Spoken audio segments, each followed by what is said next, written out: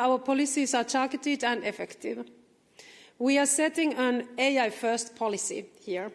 We encourage companies and public sector to always first consider AI solutions when making strategic decisions. Naturally, this requires careful consideration of opportunities and also risks. We are also setting up flagship actions to show AI's powerful potential.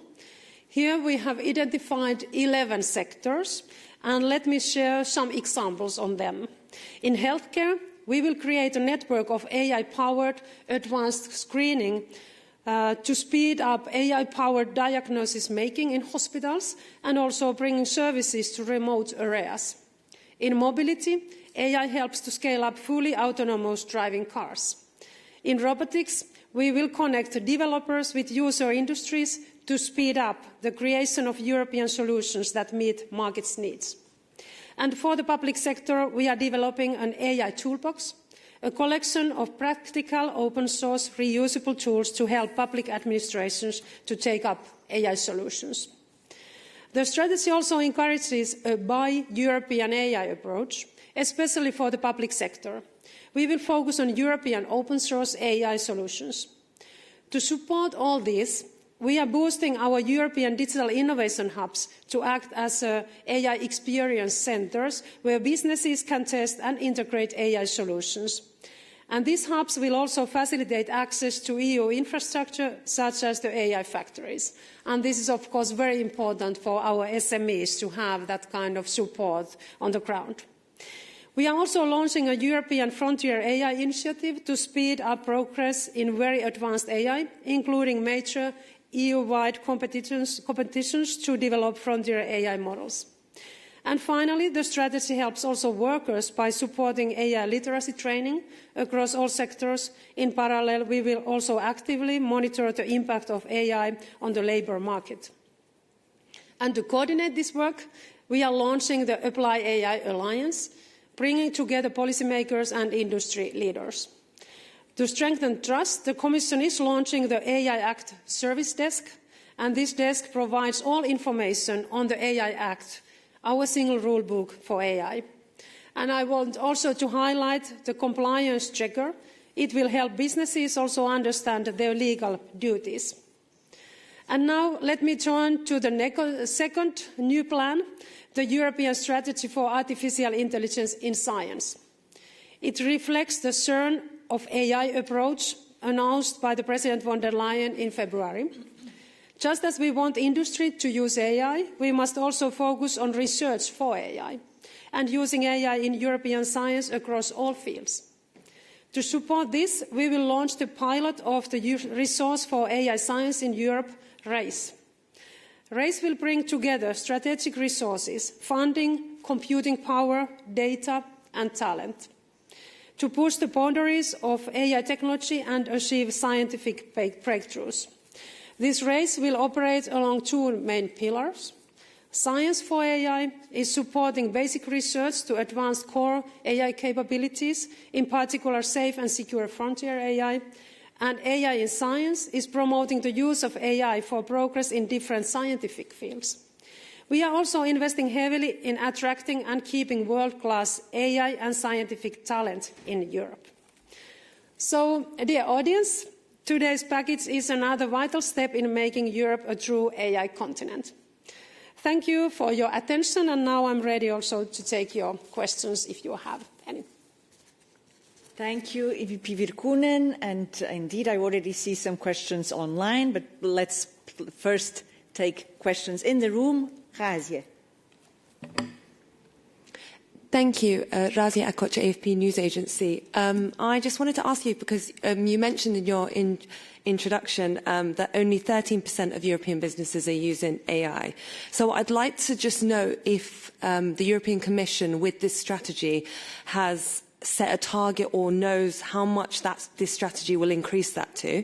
And alongside that, I'd like to know if you have any data on how much foreign reliance there is, because I kind of want to clearly hear from you, because the strategy is, while it's very detailed and clear, just so that I can tell my friends who don't really follow EU stuff, is this about telling European businesses to use European AI? to prioritise EU AI providers over foreigners? Thank you. Thank you very much. Yeah, the 13% figure was from last year, and there was already a big increase from the 1 year before. So we saw that already in last year. The use of AI was increasing, but still it was only 13% as an average. There's big differences between the member states. I think Denmark was leading, and there about 27% of the businesses were reporting that they were using AI. And in some member states, it was only few percent. So there was also big differences among member states according our statistics. But I'm expecting that in this year it's already much higher, because we know that there is more and more AI applications now in the markets. But still we are not there where we want to be. We have set a target in our digital decade strategy that in 2030 75% of the European businesses should use AI and cloud services and that kind of new technologies. And of course, currently the situation is often that the businesses who are using AI, they are mainly using them in the office work. And what we are now targeting in this strategy is really to go to our industrial sectors and to really comply for example, AI together with our robotics, and to make sure that we can be much more productive and competitive when we are really combining our AI developers together with our traditional industry. So this is very much about this strategy. So we are looking healthcare and pharma, robotics, also transport sector, climate, environment, energy sector, that how we can really use in the processes also AI, not only in the office work, where it's also, of course, very beneficial. So we are here focusing on these 11 strategic sectors, which are the sectors which were also underlined in Draghi's report, that these are very important for European economy, and Europe is very strong in these sectors. So we are focusing now first on those. And then the second element, it's about SMEs as a whole, because we know that 99% of our companies are SMEs, and we know that often they don't have the same resources really also to understand that how they could use AI, and they need much more support. And here we are using our digital innovation hubs to support us. So we have that kind of digital innovation hubs in all the member states, totally 250 of them across European Union. So we are covering 85% of our regions with this. And these digital innovation hubs, they will really help our SMEs on the ground also to look at how they could use AI, and they are doing this matchmaking also with our AI developers, with European AI developers, also with our AI factories, that they can also use the computing capacity of needed. So I see that this is very important support for our small companies, what we can offer via our digital innovation hubs, and then we have these specific actions to these 11 strategic sectors in this strategy.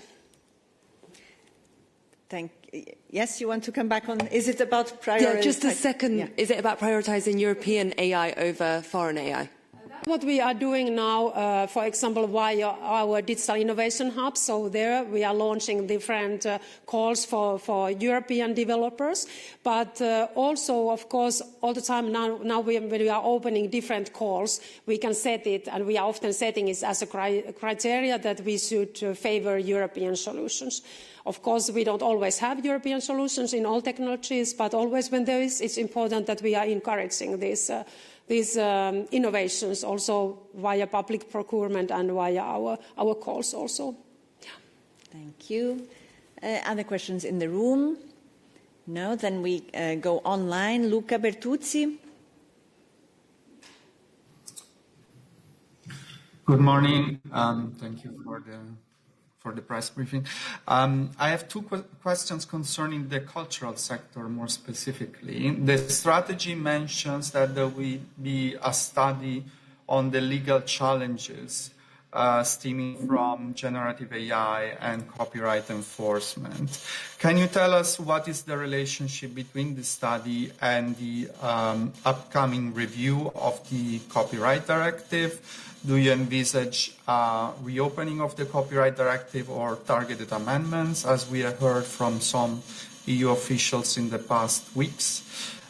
Secondly, the strategy mentions that the Commission plans to support the development of pan-European platforms for media. What sort of support do you envisage? Will the Commission provide the infrastructure for this platform? Will the Commission bring together different media outlets? What's your strategy here? Thank you. Here we have identified that the cultural and creative sector is one of our key sectors, and there we want to help also to uptake on AI. And here we have, of course, already different programs what we can use, like a Creative Europe program and a media program there, for example, to facilitate also these new innovations in this sector. And when it comes to copyrights, we will have the review, as you know, on next year. And now we are gathering also information and evidence for that review, what is the state of play with the copyright directive in different member states and among stakeholders. Personally, I see that in the copyright directive, we are covering all the fields what should be covered, but now we have to be sure that we are also, that it's fully enforced and respected also, our copyright rules. And we see that with AI, it's often challenging. So, but it's a clear obligation according to our rules that all the AI developers, that they have to respect our copyrights. And it's also part of our code of practice and the guidelines that were published now in summer. Thank you. Another question online, Gian Volpicelli. Hello. Here's the cam. Yeah, good morning, Gian Volpicelli, Bloomberg News. A very quick question. I was going through the press release, and there is a mention of €1 billion mobilized to encourage some of the aspects of the strategy. Can we break it down and also explain the provenance of the funds, please? Yes, we are investing 1 billion extra to these strategic sectors and now do these projects, what we have identified here. But of course, AI is nowadays also a very important part of our everyday work, what we are doing in different technologies. And also in this AI for Science strategy, there is also a plan to double also the funds under Horizon Europe, what they are now, what we are now annually using for AI. So we are planning to double it to 3 billion also under Horizon Europe program. So we will invest more to everyday AI also, but it's also a very important part of our everyday work, as we know, part of all the technologies. For example, also part of our defense investments we are doing now together with member states. So AI and application of AI is playing a very important role in all this. Of course, the biggest part of our AI investments is still the infrastructure part. It's not now part of this Apply AI strategy, but we are investing to our AI factories and very soon also to gigafactories. And there we are speaking about, of course, tens of billions. Thank you. And I see another question online. Oliver Grimm. Hi, Oliver again with the Austrian newspaper, Die Presse. You are actually throwing up the gates to the European market wide open. I've had a quick look at the communication, which unfortunately we didn't get a bit earlier to read. But anyway, you're very optimistic and positive about artificial intelligence. How do you prevent that this market is going to get gobbled up by Sam Altman, by the next Chinese AI giants, by Mark Zuckerberg and Meta, and so forth, who are already heavily lobbying the Commission, other policymakers, to get a big position there? We saw the same thing happening with solar industry, with electric cars. The Commission was very optimistic about these things, said this is the future, we're going to do everything for this to thrive. And then in the end, it was foreigners who profited and Europe that was losing out. How do you prevent that? Don't you have to be a bit more protectionist about the European market for AI? Thank you. I see also that more and more industries and citizens and also governments and regions, municipalities, they are also very interested in that from where they are buying different services and products, because we see that it's very important that we are independent and we have technological sovereignty, and that's why it's important to boost also European alternatives and support our own startups and SMEs. So I'm very positive because I see that we have very strong ground or basis for our success, because we have a very strong research and scientific basis on AI, and also we have 7,000 startups who are developing and training AI.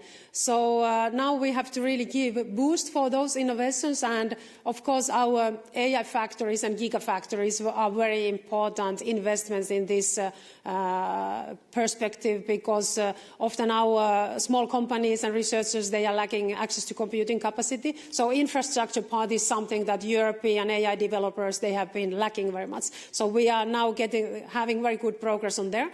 And this is now the next important step, that we have identified now the sectors where Europe is very strong. So we think that Europe can be very competitive also when we are now putting together our traditional industries and AI developers, because we can create new products and services, and we can be so much more productive also when we are combining these two things. So that's why we have now identified these sectors, and especially, of course, I see also that there's great potential among our SMEs on uptake of AI. So Europe we have to build to our own strengths. Of course, the big tech, they have their own strengths, but also with our rules, with our Digital Markets Act, we are also making sure that nobody shouldn't use the very dominant market position to block new innovations from European market. So we want to make sure that we have fair and transparent and democratic, safe online world also in Europe, and I think we have good rules in the place also to take care of that.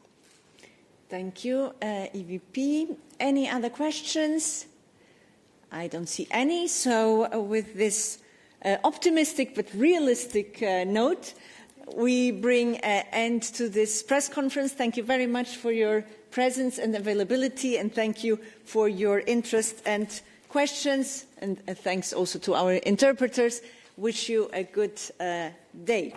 Thank you, everybody.